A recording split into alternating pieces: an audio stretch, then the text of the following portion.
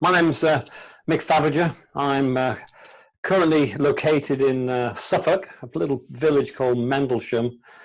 I'm a member of a couple of wood turning clubs locally, the Disson District Wood Turning Club, which sits on the border between Norfolk and Suffolk, and the Bury St Edmunds one, which is sort of well and truly into Suffolk, I suppose.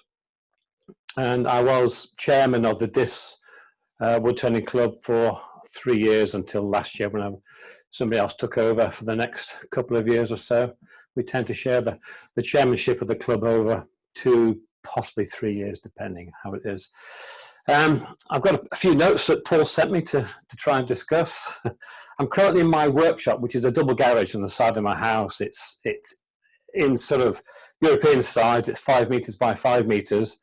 But in, I suppose for US and Canadians there, it's 16'3" by 16'3". So it's quite small, quite tidy, and I've got a lot of kit in here. Everything is on wheels, which we'll see a bit later on when I sort of wander around with you. It's tiny, everything's on wheels, so I can move it around and get to where I want to get to. I've got a couple of lathes in here, and a table saw as well, bandsaw, other bits and pieces. What inspired me to take up wood turning? That's a difficult one, because when I first saw somebody wood turning, it was my father-in-law, and he had a Black & Decker drill mounted on a piece of scaffolding plank, and I had no idea what he used as a tool rest, and he was using screwdrivers to churn away a lump of wood, and I just felt at that time that was an awful waste of a nice piece of wood to churn it. And then he bought himself a Clark. I don't know, this must be going back 40, 50 years ago, I suppose. He bought himself this little Clark thing, which cost him next to nothing. He probably got it secondhand anyway. And when he passed away, or just before he passed away, he gave that to me. So I started on a little tiny Clark lathe, and I could not get on with it. I hated it. And then I said, no, this is not, wood turning is not for me. And I didn't do it. Anyway, I joined the army, and I was 26 years in the army. Very difficult to carry any tools around with you. I had 15 moves in 26 years, so I lived in 15 different places in 26 years with the army. I started life off as an aircraft engineer, fixing helicopters, and then I thought I could keep my boots much cleaner if I became a pilot. So I became a pilot and then an instructor, which I did for the last sort of 15 years while I was in the army. And then 17 years after I left the army, I worked for another company delivering flight simulator training to the Apache crews, because the Apaches bought, the Brit Army bought Apaches off the Americans under contract, so that's why I worked on those. And then I sort of fell into wood turning, because now I was based in Suffolk. I had a house, I had a double garage, which I'm in now, and I bought my first lathe with a little tiny jet, and I had it for about 6 months, and again, I hated it because I had to take, every time I wanted to change speed, I had to undo all the bits and pieces, detension the belt, change the pulley over, set it all up again. So it was a real pain. It only had one speed. So if you had anything on there that was a little bit out of balance, my God, did it dance around my little garage here.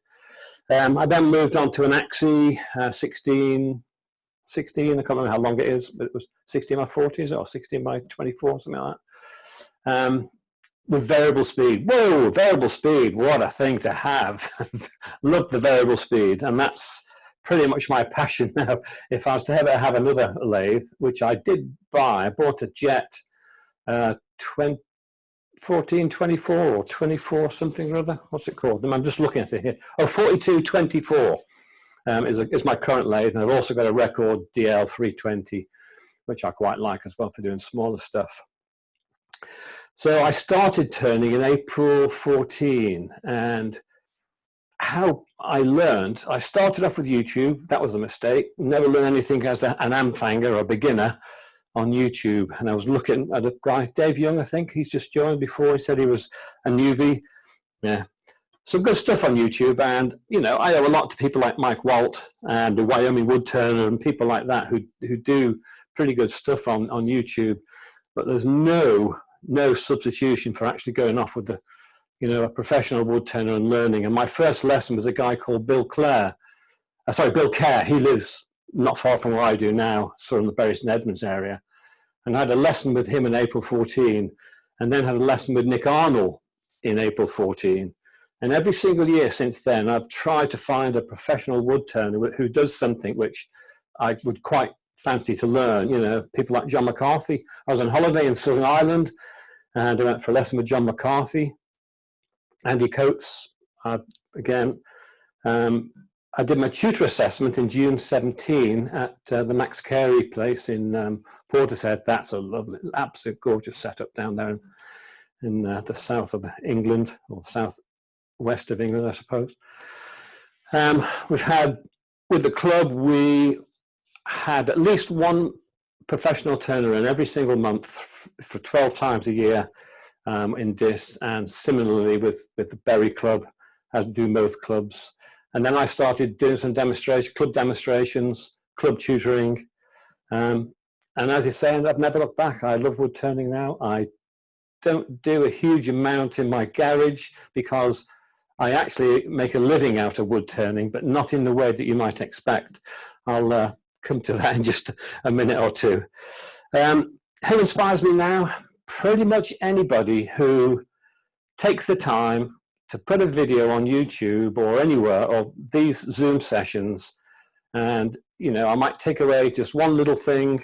You know, Chucks, I think last week we had with Phil, and that was brilliant. I love that, and I learned a lot from that. And what do I like to turn? Well, I tend to turn things like bowls at the moment. I do a lot of between centres turning, or spindle turning, purely because of my job. And again, I'll bit more of that a bit later on. But here's some of the stuff I like to turn.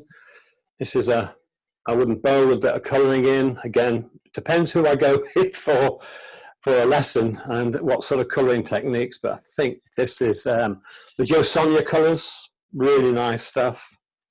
And these two bowls, I'm going to try and get them right in the camera, get the light right.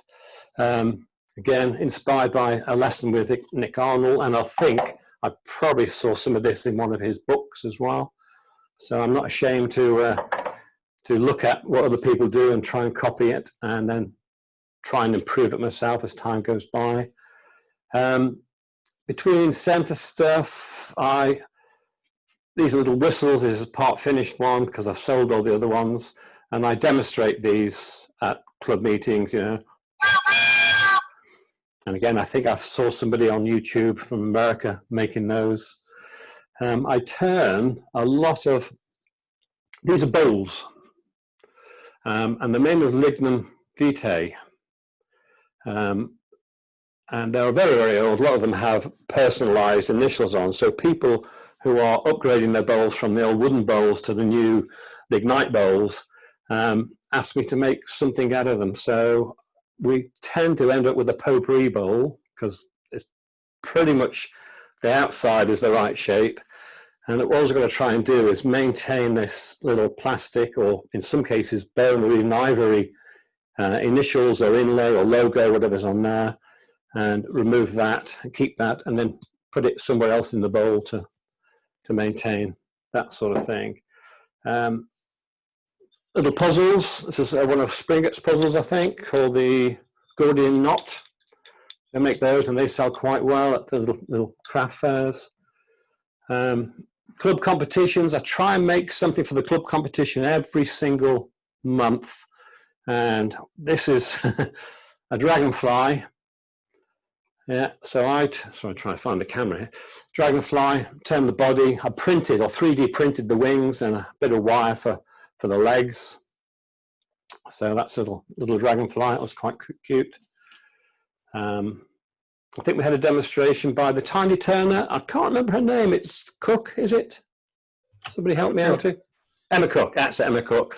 And she was selling these little glass bulbs. So I bought a couple of those and had a go at that, trying to get the battery into the base here. So that was a prototype. So I can refine that and make it slightly slimmer and so it doesn't look so cumbersome. But again, good sellers those. And, you know, thank you, Emma, for the ideas and for demonstrating that to us as well. More recently, I've had a go at segmented turning. And this is a rather weighty bowl with cedar, London plane, some mahogany in there, some walnut in there, and a bit of oak on the bottom. It has started to crack because I think I left the base just a little bit too, yeah, you can probably just see that, a little bit too thick, and it has cracked, or it wasn't quite seasoned, the wood, I'm not 100% sure. Other things we make with the bowl, with the wooden bowls, is carving mallets. Again, this is a prototype, and I gave it to some carvers, say this is about the right size, and no, it was too heavy, the handle was too long, so we learnt from that, and we make them lighter, smaller, and a lot shorter in the handle here. They like to hold it so that it doesn't slip out, so there's no movement in there, so really, really short handle. So this is about 4 inches too long, for instance. Duck calls is something else I quite, they sell quite well as a novelty item. I'm not quite sure if they call any ducks or not, but certainly as a novelty item, they sell. And I get hours and hours of fun showing this at fairs. I have never sold it. It is made from plywood, I suppose. I tell everybody it's the rainbow tree, and sure enough, people do believe that this comes from the rainbow tree. Will that focus? It probably won't. Yeah, I can't see, don't really focus on it. But it is the material that you make gun stocks out of, so high-end gun stocks for 12-bore shotguns and things like that. Lovely material to work with, and it polishes up really nicely as well. So there's the rainbow wood. Oops, my dog there. Little tiny things I make between center. This is a toothpick holder, I suppose. There's only one toothpick in there. Stuff like that. And again, I make an awful lot of pens. Again, purely because of my daytime job. Can we see those? Yeah, a whole lot of pens and stuff. Letter openers. Lots of between center stuff because it's what I do. And I keep on referring to my daytime job. Well, I retired from the army, or retired from aviation, about 5 or 6 years ago. And within, I don't know, 3 weeks of daytime television, I'd had enough. I'd absolutely had enough. So somebody just by chance came up and said, oh, a Street Forge Workshops are looking for somebody to teach wood turning. So Street Forge Workshops actually took me on for 2 days 1 week, 3 days the next. And I teach disabled people, probably teach is the wrong word. I support disabled people in making things. And if you don't mind, just play this short video. Hopefully it'll play. Street Forge Workshops, yeah. It's at a place called Thorn and Magna, which is just down the road from me. And this is the little workshop I work in. I'll pause it there. Oop, it won't pause. Oh, no. The 2 lathes you could see were donated to us recently by the Ipswich Horse Society. The extraction system was donated to us by the Worshipful Company of Wood Turners. I did a little bit of fundraising and managed to buy 2 actually chucks for the lathes, and also the money I raised funded a bandsaw, which is just coming into view. The bandsaw, yeah. All the materials we get in the forge is either donated or we find it from somewhere. So the Street Forge, that's where I work, and they pay me to help train, okay, I use that in inverted commas, the trainees. Now, they are pretty much, some of them have only got the use of one arm, perhaps, particularly people who've had a stroke earlier on or later on in life. People in wheelchairs, and that first lathe you saw as we went into the workshop there on the left-hand side, we've adapted that with hydraulic jacks so that we can jack it up, because some people don't have wheelchairs that are adjustable in height. So we put jacks on either end, and we can raise and lower the height of the to accommodate the. And we haven't found anything better that suits our needs with wheelchair users. So the reason I do a lot of between centre stuff is because that's the easiest thing to do with somebody who's sat in a wheelchair or is debilitated in some other way, because I often have to hold one half of the tool while somebody with the use of one hand will support the tool in another area. So that would be typical. Something like saw a picture of Gareth in the beginning there.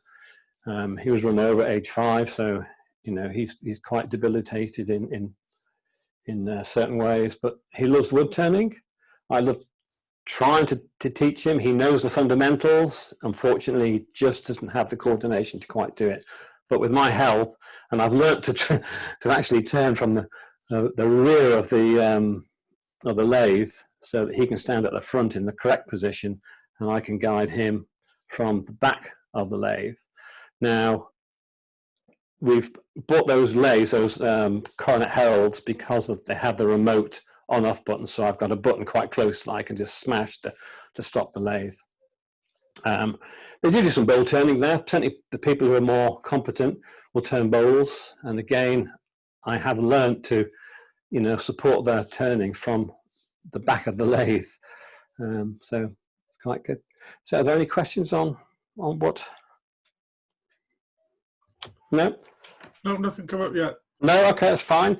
What's next for me to turn? Well, somebody gave me a root from an olive tree. This actually came from Spain. So somebody brought it back in the boot of their car with a whole load of other, and I ended up inheriting this piece, which I have started to turn. And I turned it a little bit, and I thought it's like there's an awful lot of dirt in there because it's a root, I suppose.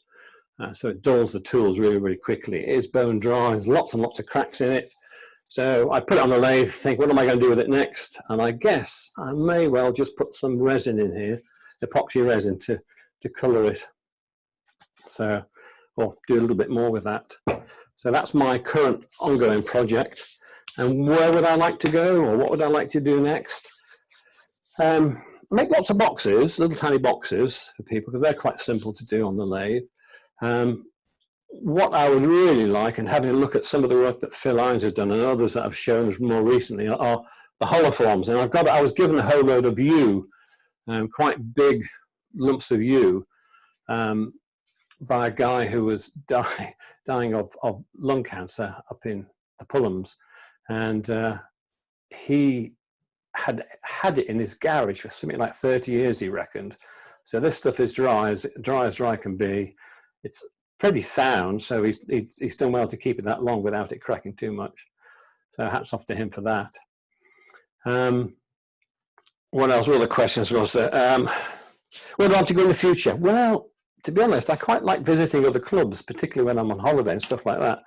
So maybe you might even see me across the pond sometime, joining one of your club meetings if I can ever make it over there, given the current situation. So that's fine. Right, so I guess, I'll tell you what, I've got some other stuff I have turned. I tend to sell all my stuff pretty quickly, so I don't keep a huge amount. I haven't got the space in here. I don't have the space. These here, let me just move that down out of the way a little bit. These here are, I showed these on Friday night as something weird that I turn. In my last job, I was training manager for the Apache simulators at Watersham, and we used to give prizes out to the best pilot and the best co-pilot gunner on each course, and each course lasts about 8 months or so. And on the right-hand side of the right-hand picture, you can see a round in its actual size. So these are about 8 or 9 inches long. They're about 1.5 inches in diameter, and I replicate them in wood to the exact sizes. So I suppose physically you could actually put it into the gun barrel. Not that it'd go very far, I don't suppose, but you could put it into the gun barrel. And I make these, I mount them onto a board. I'm not sure if I got a picture of the board. No, I haven't. I mount them onto a board, which they then put a plaque on top of, and then they give it out then to the crew. And I get paid for those quite handsomely as well. Some of the weird stuff I've done, little emerging goblet out of a branchwood, yew branchwood. a neighbour of mine felled a tree. Well, I say felled a tree. The tree got blown down about 5 years ago. And he said, "Oh, it's walnut. Come and see. I've got a whole load of walnut." And I said, "Oh, interested. I'll come and have some of the walnut off you." And actually, when I got there, it looks more like chestnut to me, I think. So I tried to explain to him, "Well, don't think it's a walnut tree. It looks like a chestnut tree." So, but it is quite spalted. It's been down for, I think, longer than 5 years. But I've got the whole tree if I wish. So it's just a case of getting in there and with a chainsaw and recovering it all.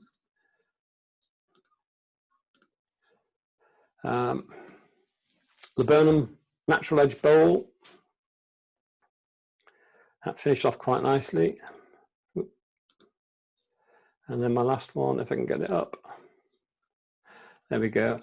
I found a piece of London plane. It was in a plank or a board. And when I looked at it, I thought, that just looks like, desert, sky. So I thought it'd be nice to do a bonsai tree. So I pierced it and coloured it. I made a bonsai tree. Again, I should keep these things, I suppose. And I haven't got the space to keep them in my little house. So again, that was quite nice to sell that. So before I do the magical tour around the garage, anybody got any questions at all? There's just one about your first thing that was with you, and the question was, has the U gone very hard? Has the U gone very hard? Yes, it has. Mm. Yeah, some of the bigger pieces are pretty hard to turn, I must admit. So I don't hold much hope for hollowing them out, but we shall see. Yeah. I mean, as a club, we're quite lucky. We often get people locally phoning us and say, "I'm felling such and such a tree. Do you want it?" So we'll get the wet tree. And I don't do too much wet turning, because I can't store the wood anywhere. I've got a couple of pieces behind my garage, but I can't store it anywhere. So I'd have to cut it, take it home, and turn it pretty much in the first couple of days.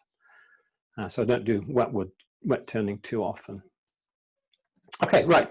What I'm doing, I'm going to try and switch to another camera, which is my iPhone, which is tethered, unfortunately. So I'll try and do it as best I can. Oh, it's gone off. Okay, it's a black screen while I just try and recover if the battery hasn't gone flat, that is. Come on in, you come.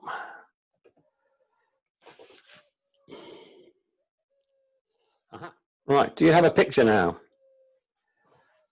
Hello? You do? Oh, good, right. Right, this is mounted on a gimbal. It's tethered, unfortunately, so I'm going to pick my gimbal up. So hopefully it won't make people too sick as we wander around my... having said that, we just pulled it over. This is probably as far as I can go. So starting up by the door, I've got my dust extraction or chip extractor system with it's not exactly a HEPA filter on the side there, but it does take out quite a lot of the dust.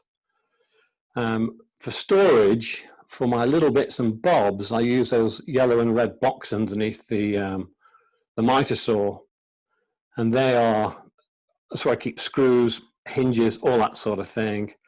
Down here in the foreground, there is a Hamer planer thicknesser, which again I use for making sure that the wood I use in the segmented turning is all the same size. My bandsaw, my trusty Axie bandsaw, brilliant, I love it. I suppose if I was to have one saw in here, that would be it. I'm quite happy to lose even the table saw perhaps if necessary, and even that miter saw, and just do everything on the bandsaw. It's great. It's about a 14-inch throat on it. It's lovely. Something I've just started doing now is CNC work, primarily to make signs and stuff, but we'll come on to that. I've got little bits of wood, if I can get it down, little bits of wood just about anywhere I can leave them. A pillar drill, yes, everybody's got to have a pillar drill. So there's my pillar drill. I store wood on shelves, some branch wood there. I tend to buy the wood if I go up, my son lives up in Wakefield, and I go up via Turner's Retreat, so it's like a pilgrimage, I suppose. And I pop in there, perhaps buy a couple of bits of wood off them, and then bring it home and then use it at some other point in time, some more bits of spindle stuff there. Yeah. And then I have a sander there, which again is really, really good for the segment stuff. And down below, I've got a whole load of stuff waiting to be turned for bowls, all sorts of different bits and pieces. That mostly sycamore, because again I can colour that quite happily. I'm just going to do a 360 now, so hopefully this won't make you too ill looking round. Okay. I tend to use either the Trend Pro, whatever it's called, I can't remember. And more recently, I've gone for the VersaFlow by 3M. That's this one here, which is absolutely fantastic. That also means I can wear that in the workshop at the Street Forge. And because the motor's behind me, it's so quiet, I can actually communicate quite well with the trainees there. So router table. And I've got some stuff on, hang on, I'm getting tangled up with my cables here. I've got some stuff on the bench here, which I'm doing a live stream on Thursday night for local groups, or anybody who wants to join in really, on using mixed medium. So this is wood with epoxy. So I've prepared, my tether's gone too far. Yeah, so that's that stuff I prepared for the demonstration on Thursday night. I use the one-way system primarily, and I love the Sorby Pro Edge, but I've got a Lucky Likey one there, which you can probably just make out. It's the Axminster Ultimate Edge. Probably my worst purchase, to be fair. We've got a Pro Edge at work at the Forge, and I love that. And I thought this would be, you know, a good thing, but it doesn't have the flexibility the Pro Edge has.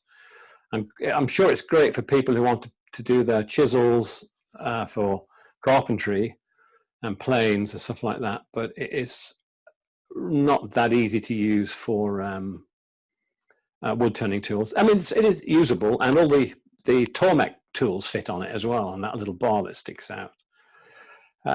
As on my tools in the corner, I tend to use about 8 constantly, or 8 or 9, and they're in that little box on the front there in the waste tubes, and big scrapers and stuff tend to be hooked away on the side of the wall there. My lathe, this is my 4224 jet, or Powermatic as it was, and it now is again, I think, but I put a bed extension on it because the 24 inches just wasn't really long enough to get the tailstock out of the way. So I bought the bed extension, which now extends at another, I know, 18, 19 inches, which is really good, which means I don't have to wrestle with the tailstock to get it off the bed there. In the cupboard above, I've got all my chucks and stuff. That's the way in the cupboard there. And then down and to the right is the Record Power DML 320, lovely little lathe, a little bit underpowered, but cracking stuff for doing small stuff quickly in between centers and stuff like that. All my below here, down in that box there, are where I keep the live and dead centers and spare chuck jaws. There's a few other turning tools in those drawers as well. And a big pile of wood underneath my lathe bed there. There's some, I got the box, yew, lime, and there's a big lump of cedar Lebanon as well. Oh, yeah, down on the next to the lathe feet. Everything I've got to do with extraction is up through, if I can get up to the ceiling now. There we are. It's through 100 mil, excuse me, drainage piping, I suppose you'd call it. And that runs all around my my sealing pretty much everywhere except to the CNC, which I've got a separate extraction system on there. And then have an M-class vacuum cleaner to suck up the dust that gets caught everywhere else. And last but not least, I have a table saw. Again, it gets some use, but not a huge amount. Only when I'm cutting the segments, I suppose, for segmented turning stuff, which I could equally do, I suppose, on the bandsaw over there. So that's pretty much, I'll just turn that one off and go back to my other camera. So that's my world, short and sweet. Not sure if there are any questions there at all. One other one for you. Where did you get the rainbow wood from? The guy who gave me the U, his son makes gun stocks. And he had a whole load of offcuts of different colors. And this is by far this is oranges, reds, and greens. A lot of it was purples and whites, or grays and whites. So I got a whole load of offcuts. Some of them were about 3 foot long by 2 by 2. With a gun stock shaping cut in the side of them. And I'm assuming he got it from the States. I think he imports it from the States, or did import it from the States. Yeah. Yeah. I think that there are companies in UK doing it, but I think you pay an arm and a leg to get a piece, and they're overly large for what I'd ever want, I guess.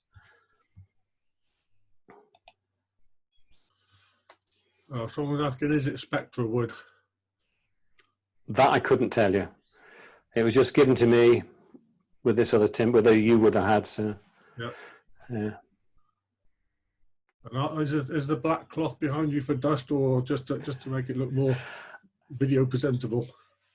This is because the sun is setting, and this faces the sunset. So if it wasn't so cloudy outside, I was hedging my bet so there would still be a little bit of sunshine.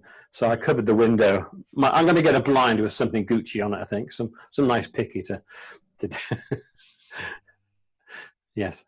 It's not to catch the dust, that's for sure. In fact, I stole it off a chair inside the house, inside the conservatory this afternoon. So for fear of death, I get it covered in dust. No other questions. That's all. Okay. One there, yeah. Do you have static electricity? Do you get static electricity build up on your traction system?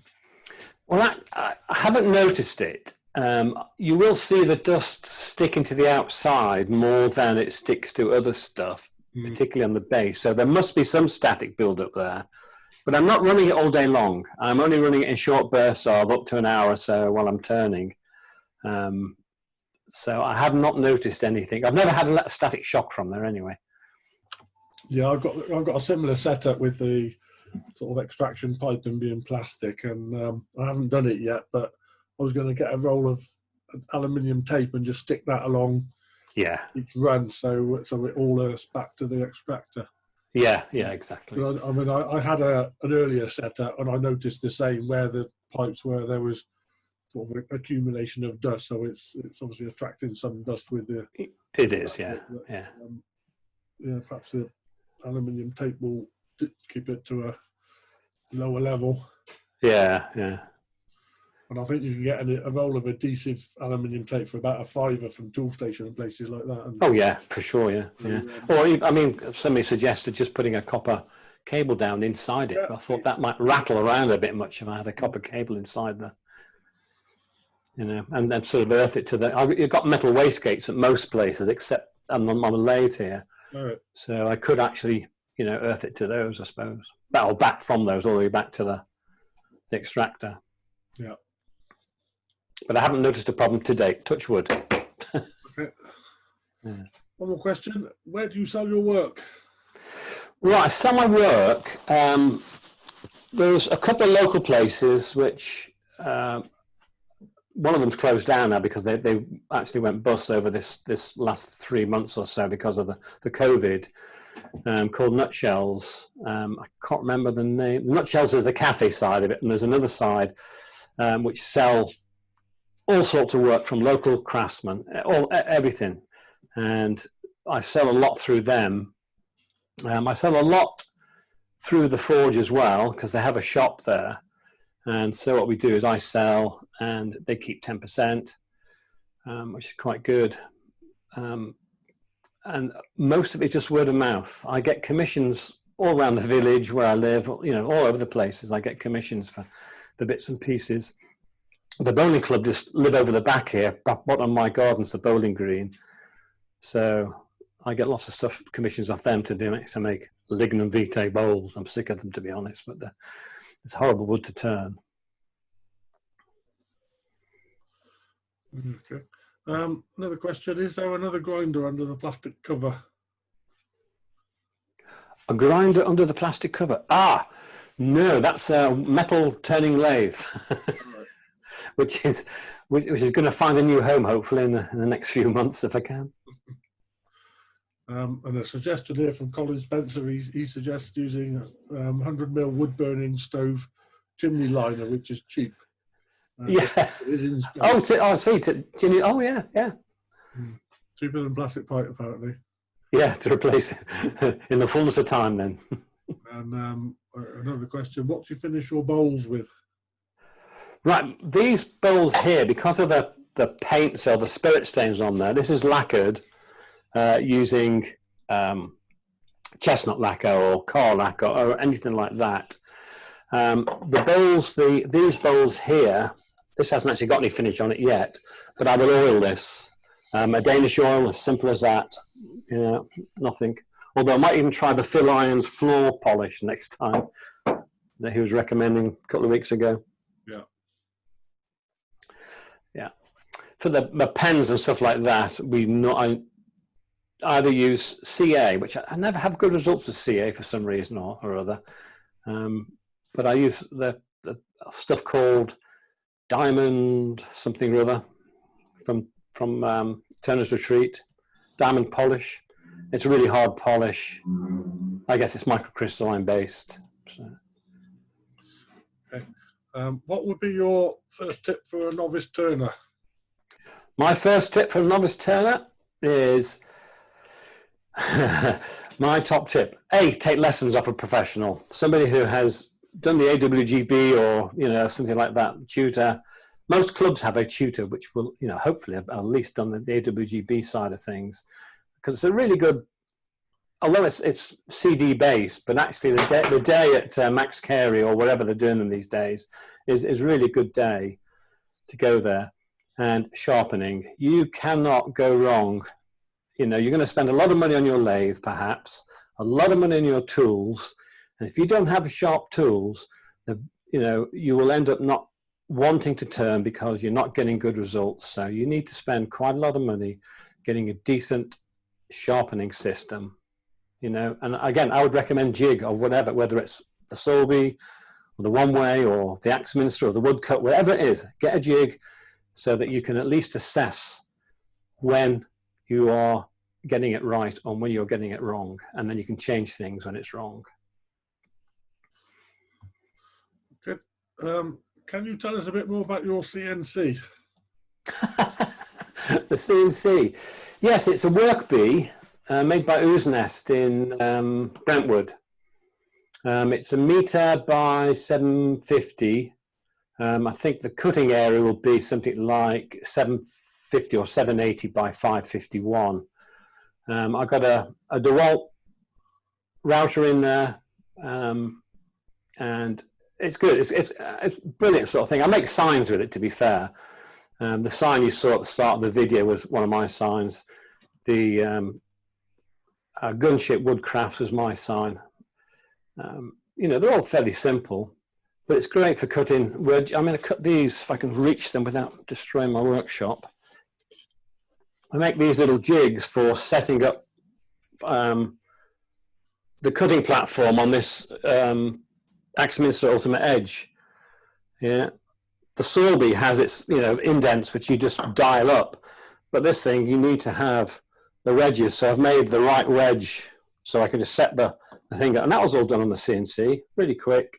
And I just marked the I've even engraved on there the sort of 80 degree or 45 degree or whatever it happens to be. that sort of stuff. Wedgies for the segmented, for the wedgie board, which again, I downloaded the instructions to make a wedgie board. And a chap who is part of the Berry Club had a CNC machine, and he made me some of these wedgies. And I thought, this is cool. So I bought myself a CNC machine, and I started doing bits and pieces on that.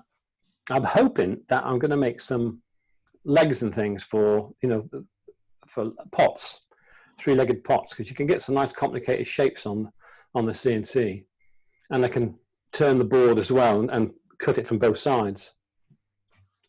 So that's my next step, is to make some legs for pots. Okay. Do you use your standard tools for turning lignum? Yes, I do. And probably one of the best tools I've got is the Simon Hope, to start with anyway. I got two of his.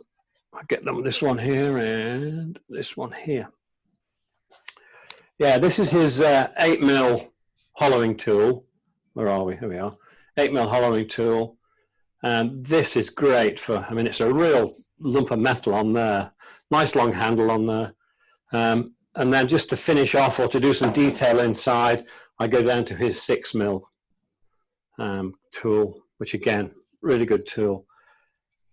But, they're the best I find for hollowing the lignum, these two tools. And then bow gouge and all the rest of it, I do some with it, but I think they're the prime tools I would use in hollowing out the lignum. Okay. Next one. Do you know any reasonably priced sharpening jigs? Reasonably priced. There is a guy, I can't remember his name because I ripped up the piece of paper and threw it in the bin about 10 minutes ago. I did a live demo 2 weeks ago on sharpening. There's a guy on the internet, YouTube, who makes a very similar one to the Wolverine, the one-way system or the woodcut. And you can download the plans and you can make it.